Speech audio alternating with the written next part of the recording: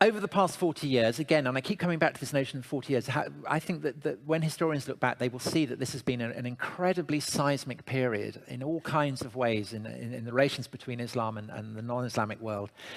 But over the past 40 years, Western-style scholarship has revolutionized the understanding of Muhammad's life. And it's a very sort of piquant irony that the Salafist impulse to strip away the cladding of tradition and return to an understanding of Islam's beginnings that doesn't depend upon subsequent accretions and distortions to the historical record has had a very close parallel in Western universities. Where Salafists strip away all this cladding and identify the sort of the radiant light of historical certainty, though, Western scholars find the opposite. They find that actually there's almost nothing there.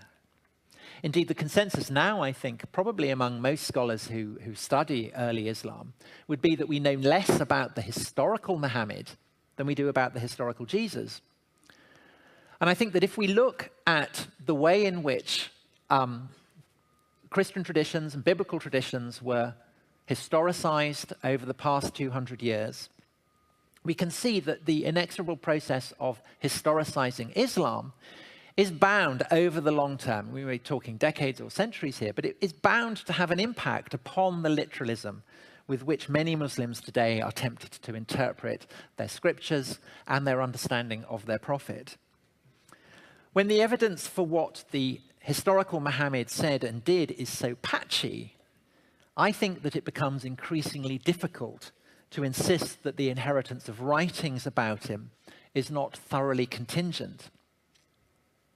At the moment, the notion that Muslim beliefs are as historically conditioned as any other ideology inherited from the past is seen by most Muslims as highly threatening. But I think in the long run, this is bound to change. And recognizing that the stories told about Muhammad and the sayings attributed to him are fictions bred of a particular context and period should facilitate the emergence over the next century of a clearly Western form of Islam. And it is one I hope and trust that Christopher Hitchens would no longer have found so toxic. Thank you.